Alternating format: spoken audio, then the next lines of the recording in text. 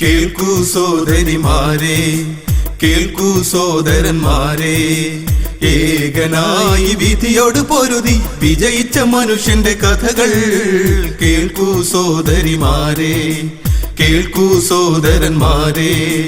കാലമാകെ യതീമുകൾക്കായി ജീവിച്ച അഷറഫിൻ കഥകൾ കേൾക്കൂ സോദരിമാരെ, കേൾക്കൂ സോദരന്മാരെ.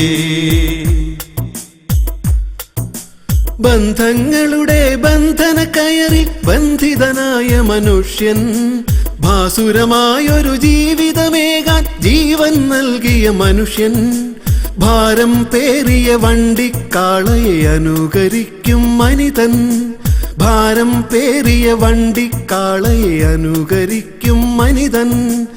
അത്തരമൊരുത്തന്റെ അനുഭവ കഥയെ പാടി പറയുന്നു ഞങ്ങൾ, അത്തരമൊരുത്തന്റെ അനുഭവ കഥയെ പാടി പറയുന്നു ഞങ്ങൾ. കേൾക്കൂ സോദരിമാരെ, കേൾക്കൂ സോദരന്മാരെ, ഏകനായി വിധിയോട് പൊരുതി വിജയിച്ച മനുഷ്യന്റെ കഥകൾ കേൾക്കൂ സോദരിമാരെ, കേൾക്കൂ സോദരന്മാരെ. അസ്സലാമു അലൈക്കും വറഹ്മത്തുള്ളാഹി. അഊദു ബില്ലാഹി മിനശ് ശൈത്വാനിർ റജീം. ബിസ്മില്ലാഹിർ റഹ്മാനിർ റഹീം. അൽഹംദുലില്ലാഹി റബ്ബിൽ ആലമീൻ. വസ്സലാത്തു വസ്സലാമു അലാ അഷ്റഫിൽ മുർസലീൻ വആലി കുല്ലി വസ്സഹാബത്തി അജ്മഈൻ. അമ്മാ ബഅദ്. സഹൃദയരായ കഥാപ്രസംഗ ആസ്വാദകരെ, ഞാനിപ്പോൾ നിങ്ങളുടെ മുമ്പാകെ അവതരിപ്പിക്കുന്നത് തൻ്റെ സുഖദുഃഖങ്ങളെ അവഗണിച്ചു സഹോദരിയുടെയും അവരുടെ 2 മക്കളുടെയും ഉയർച്ചയ്ക്കും ഉന്നമനത്തിനും വേണ്ടി കഷ്ടപ്പെട്ട് സ്വന്തം ജീവിതം മറന്ന ഒരു സഹോദരൻ്റെ കഥയാണ്. കഥയിലോ അവതരണ ശൈലിയിലോ വല്ല പോരായ്മകളും ഭവിച്ചുവെങ്കിൽ നല്ലവരായ നിങ്ങൾ സദയം ക്ഷമിച്ച് എനിക്ക് നിറഞ്ഞ പ്രോത്സാഹനം തരണമെന്ന് ഞാൻ ആദ്യമായി ഉണർത്തട്ടെ. ഈ കഥയും ഇതിലെ ഗാനരചനയും നിർവഹിച്ചിരിക്കുന്നത് KM മഞ്ചേരിയാണ്. ഫന്നാൻ ക്രിയേഷൻസിനു വേണ്ടി അവതരിപ്പിക്കുന്ന ഈ കഥയുടെ പേരാണ് യതീംഖാനയിൽ നിന്നൊരു ദുഃഖപുത്രി.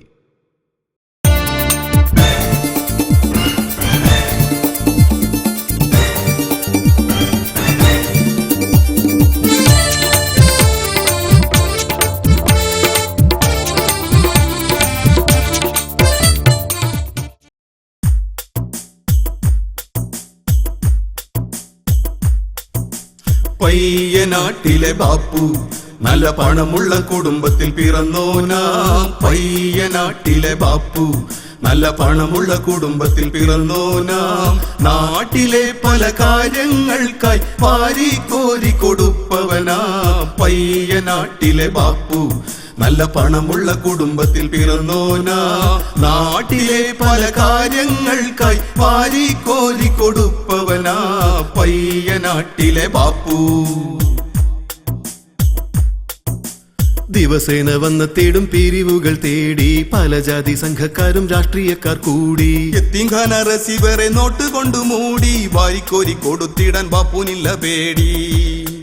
പല പള്ളികൾ പണിയാനായി, ക്ഷേത്രങ്ങൾ ഉയരാനായി, പല പള്ളികൾ പണിയാനായി, ക്ഷേത്രങ്ങൾ ഉയരാനായി. ദാനം ചെയ്യാൻ മടിച്ചിടാത്തൊരു സത്താർ ബാപ്പു നല്ലോനാ. പയ്യനാട്ടിലെ ബാപ്പു നല്ല പണമുള്ള കുടുംബത്തിൽ പിറന്നോനാ. പയ്യനാട്ടിലെ ബാപ്പു നല്ല പണമുള്ള കുടുംബത്തിൽ പിറന്നോനാ. നാട്ടിലെ പല കാര്യങ്ങൾക്കായി വാരിക്കോരി കൊടുപ്പവനാ. പയ്യനാട്ടിലെ ബാപ്പു മഞ്ചേരിക്കടുത്ത പയ്യനാട്ടിൽ പിലാപ്പറമ്പിൽ എന്ന തറവാട്ടിൽ അലവി ഹാജിയുടെയും ഹലീമ ഹജ്ജുമ്മയുടെയും ഏക മകനായ അബ്ദുൽ സത്താർ എന്ന ബാപ്പു ജനിച്ചത് തന്നെ വായിൽ സ്വർണ്ണക്കരണ്ടിയുമായിട്ടായിരുന്നു. വിദ്യാഭ്യാസത്തിന് വേണ്ടത്ര പ്രോത്സാഹനം ലഭിക്കാത്ത ആ കാലഘട്ടത്തിൽ ബാപ്പു ഫറൂഖ് കോളേജിൽ പോയി പഠിച്ച് BA പാസ്സായി എന്നത് അക്കാലത്ത് വലിയ സംഭവമായിരുന്നു. നിറയെ ഭൂസ്വത്തും അതിൽ നല്ല വരുമാനവും അനുഭവിക്കാൻ ഒരേയൊരു അവകാശിയുമെന്നായപ്പോൾ പലർക്കും ബാപ്പുവിനോട് അസൂയയായി. എന്നാൽ പാവപ്പെട്ടവർക്ക് ബാപ്പു ഒരത്താണിയായിരുന്നു. പയ്യനാട്ടിലെ സാധുക്കൾക്ക് അവസാന ആശ്രയമായി ബാപ്പു എന്നും മുന്നിലുണ്ടായിരിക്കും. രാഷ്ട്രീയക്കാരനെന്നോ അന്യജാതിക്കാരനെന്നോ വ്യത്യാസമില്ലാതെ എല്ലാവർക്കും നന്മ മാത്രം ചെയ്തു കൊടുത്ത ബാപ്പു പള്ളി മദ്രസ നിർമ്മാണം, സ്കൂൾ പുനരുദ്ധാരണം, അമ്പലങ്ങളുടെ പുനർനിർമ്മാണം തുടങ്ങി ബാപ്പുവിൻ്റെ പണമെത്താത്ത ഒരു മേഖലയും അന്ന് നാട്ടിലുണ്ടായിരുന്നില്ല. നന്നേ ചെറുപ്പത്തിൽ മാതാപിതാക്കൾ മരിച്ചു പിരിഞ്ഞപ്പോൾ അമ്മാവൻ ബീരാൻകുട്ടി ഹാജിയുടെ സംരക്ഷണത്തിലായ ബാപ്പുവിനെ പരിചരിച്ചിരുന്നത് അകന്ന ബന്ധത്തിലുള്ള ഖദീസത്താത്തയും മകളുമായിരുന്നു. അവർ ബാപ്പുവിനെ സ്വന്തം മകനെപ്പോലെ നോക്കി വളർത്തി. നല്ല ദീനീച്ചിട്ടയിൽ വളർന്ന ബാപ്പു ഒരിക്കൽ പോലും വഴിപിഴച്ചുപോയി എന്ന് പറയിച്ചിട്ടില്ല. മുതിർന്നപ്പോൾ കോളേജ് വിദ്യാഭ്യാസത്തിന് ശേഷം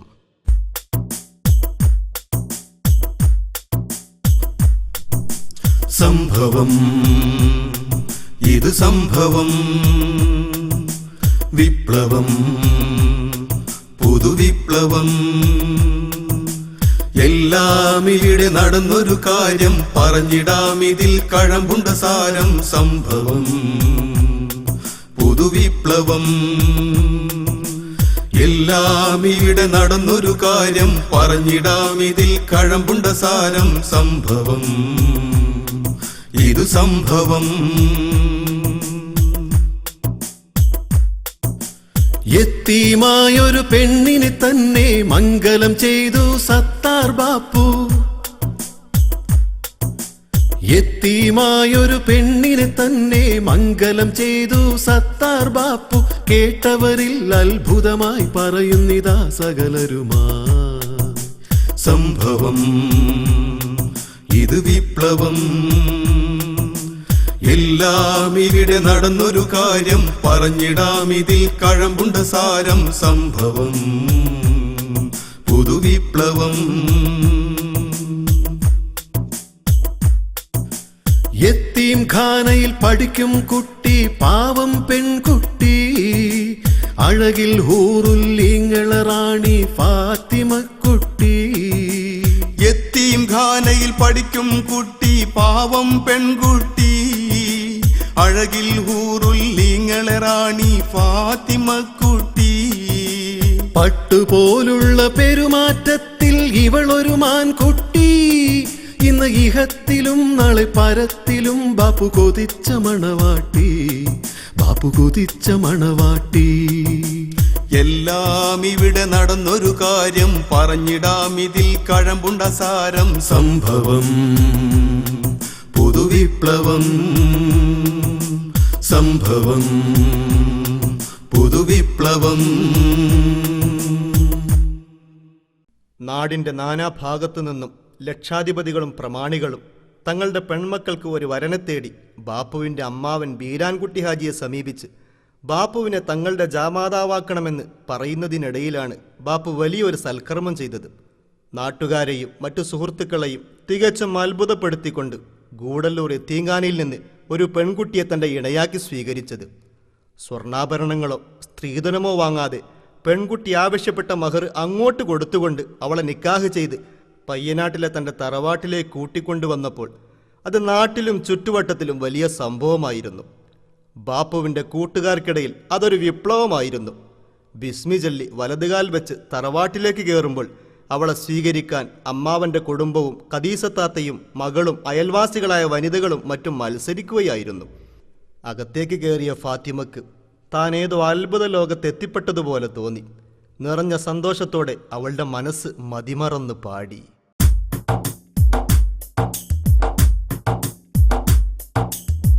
അഹദവൻ റഹ്മാനിൽ ഞാൻ തേടി, എനിക്കേകണമേ നീ ഒരു തുണയേ. അഹദവൻ റഹ്മാനിൽ ഞാൻ തേടി, എനിക്കേകണമേ നീ ഒരു തുണയേ.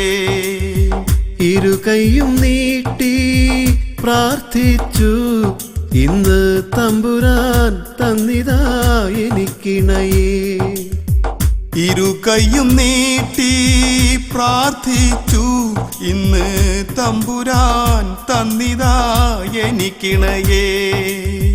അഹദവൻ റഹ്മാനിൽ ഞാൻ തേടി, എനിക്കേകണമേ നീ ഒരു തുണയേ. ഇരു കൈയും നീട്ടി പ്രാർത്ഥിച്ചു, ഇന്ന് തമ്പുരാൻ തന്നിതാ എനിക്കിണയേ. എനിക്കിന്ന് നൽകിടുമീ സുഖത്തെ റബ്ബേ, നിലനിർത്തി തന്നിടു നീ മരണം വരെ. ഈ ജന്മം മുഴുവൻ ഞാൻ നിന്റെ മുന്നിൽ റബ്ബേ, ശിരസ്സു നമിച്ചു വീഴാം രാപ്പകലിൽ. എന്നിടം ഇവരേകും ഇമ്പങ്ങളിൽ അല്ലാ കണ്ടു ഞാൻ ഓതിടാം ഹംദുകളെ. അഹദവൻ റഹ്മാനിൽ ഞാൻ തേടി എനിക്കേകണമേ നീ ഒരു തുണയേ. അഹദവൻ റഹ്മാനിൽ ഞാൻ തേടി എനിക്കേകണമേ നീ ഒരു തുണയേ. ഫാത്തിമ പാമ്പ് കടിച്ചു മരിച്ച ഒരു തേയിലത്തോട്ടം തൊഴിലാളിയുടെ മകൾ. അവൾക്ക് താഴെ ഒരു സഹോദരൻ കൂടിയുണ്ട്. യത്തീംഖാനയിൽ തന്നെ പഠിക്കുന്ന അഷ്റഫ്. പഠിക്കാൻ സമർത്ഥനായ അഷ്റഫിനെ പഠിപ്പിക്കുന്ന ഉത്തരവാദിത്വം കൂടി ബാപ്പു ഏറ്റെടുത്തു. അങ്ങനെ യത്തീമായി വളർന്ന ബാപ്പു തൻ്റെ ജീവിതത്തിലേക്ക് ഒരു യത്തീമിനെ തന്നെ ഇണയായി സ്വീകരിച്ചപ്പോൾ അമ്മാവൻ ബീരാൻകുട്ടി ഹാജിക്ക് വലിയ നിരാശയാണുണ്ടായത്. തൻ്റെ മകളെ ബാപ്പുവിന് കെട്ടിച്ചു കൊടുക്കാനുള്ള അയാളുടെ മോഹം ഫലിക്കാതെ പോയി. അതേസമയം പ്രതീക്ഷിക്കാതെ തനിക്കും തൻ്റെ സഹോദരനും ലഭിച്ച ഭാഗ്യത്തിൽ ഫാത്തിമ അള്ളാഹുവിനെ സ്തുതിച്ചു. ഈ സൗഭാഗ്യ ജീവിതം നിലനിർത്തി തരാനും ഭർത്താവിന് ദീർഘായുസ് നൽകാനുമായി അവൾ 5 നേരവും പ്രാർത്ഥിച്ചു. തൻ്റെ ഭാര്യയുടെ സ്നേഹം തുളുമ്പുന്ന വാക്കുകളും അവളുടെ ദീർഘദൃഷ്ടിയോടെയുള്ള ഉപദേശ നിർദ്ദേശങ്ങളും ബാപ്പുവിനെ ഉത്തരവാദിത്വമുള്ള ഒരാളാക്കി മാറ്റി. തനിക്ക് ലഭിച്ചത് പത്തരമാറ്റുള്ള ഒരു തങ്കമാണെന്ന് അയാൾക്ക് മനസ്സിലായി. അത്യധികം ആനന്ദ നിർവൃതിയോടെ ആ യുവ മിഥുനങ്ങൾ പാടി.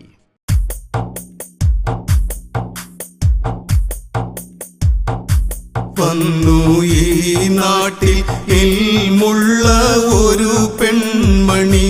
വന്നു ഈ നാട്ടിൽ ഇൽമുള്ള ഒരു പെൺമണി. ദീന് എന്താണെന്നറിവുള്ള പ്രിയ പൂമണി. ദീന് എന്താണെന്നറിവുള്ള പ്രിയ പൂമണി. വന്നു ഈ നാട്ടിൽ ഇൽമുള്ള ഒരു പെൺമണി. ഖുർആനൊന്നായി മനപ്പാഠമാക്കി മങ്ക. ഹദീസൊന്നായി പഠിച്ചുള്ള മതി നേർന്നങ്ക. പാലപ്പാട്ടുകൾ പാടുന്ന കിളി തേൻമൊഴി. ചേലും ശയലിലും തിളങ്ങുന്ന നുജുമാമിഴി. പയ്യനാട്ടിലെല്ലാവർക്കും ഇവൾ തങ്കമായി. 4-ാം ഖൈഫാന്റെ ഭാര്യ പോൽ ബഹുമാന്യയായി വന്നു ഈ നാട്ടിൽ ഇൽമുള്ള ഒരു പെൺമണി. വന്നു ഈ നാട്ടിൽ ഇൽമുള്ള ഒരു പെൺമണി. ദീന് എന്താണെന്നറിവുള്ള പ്രിയ പൂമണി. ദീന് എന്താണെന്നറിവുള്ള പ്രിയ പൂമണി. വന്നു ഈ നാട്ടിൽ ഇൽമുള്ള ഒരു പെൺമണി. മതാനുഷ്ഠാന കർമ്മങ്ങളിൽ കണിശക്കാരിയും എല്ലാവരോടും സൗമ്യമായി പെരുമാറുകയും ചെയ്യുന്ന ഫാത്തിമ കുറച്ച് സമയം കൊണ്ട് തന്നെ ചുറ്റുപാടുള്ള സ്ത്രീ പ്രജകൾക്ക് പ്രിയങ്കരിയായി മാറി. വീടുകളിൽ ഒറ്റക്കൊറ്റക്ക് നിസ്കാരം നിർവഹിച്ചിരുന്ന സഹോദരിമാർ ഫാത്തിമാന്റെ ഇമാമത്തിൽ സംഘടിച്ച് നിസ്കാരത്തിനായി ഫാത്തിമാനെ തേടിവരാൻ തുടങ്ങി. വിശേഷങ്ങളിൽ അകത്തെ മുറികളിൽ ഇരുന്ന് ദുആക്ക് ആമീൻ ചൊല്ലി മാത്രം ശീലിച്ചവർ ഇപ്പോൾ ഫാത്തിമാന്റെ നേതൃത്വത്തിൽ ഹദ്ദാദ് മൗലിദുകളിൽ സജീവമായി. പയ്യനാട്ടിലാകെ ഫാത്തിമയുടെ പ്രവർത്തന ഫലമായി ഒരു ഇസ്ലാമിക നവോന്മേഷം നിറഞ്ഞു തുളുമ്പി. അങ്ങനെ പയ്യനാട്ടുകാർ ഒന്നടങ്കം മേഘസ്വരത്തിൽ പറഞ്ഞു, നല്ല ബർക്കത്തുള്ള പെൺകുട്ടി. സന്തോഷകരമായ കാലഘട്ടത്തിൽ ആ ദമ്പതിമാർ അന്യോന്യം പുകഴ്ത്തിപ്പാടി.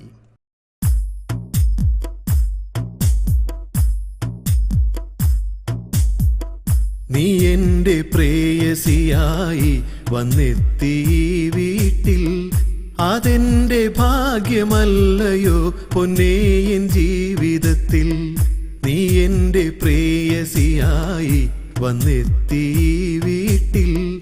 അതെന്റെ ഭാഗ്യമല്ലയോ പൊന്നേ എൻ ജീവിതത്തിൽ. അങ്ങെന്റെ പ്രിയതമനായി വന്നെന്റെ കൈ പിടിക്കാൻ അതേറെ ഹൈറല്ലയോ റബ്ബിന്റെ വേണ്ടുകയിൽ. അങ്ങെന്റെ പ്രിയതമനായി വന്നെന്റെ കൈ പിടിക്കാൻ അതേറെ ഹൈറല്ലയോ റബ്ബിന്റെ വേണ്ടുകയിൽ. ഇന്നെന്റെ മോഹമിതാ പൂത്തുവർണ്ണ പൂവുകളായി സദാമണം പരത്തി പുഞ്ചിരിച്ചു മധുരിതമായി. സന്തോഷസാഗരം അലയായുയർന്നു എൻ മനസ്സിൽ, എപ്പോഴും എൻ മനസ്സിൽ.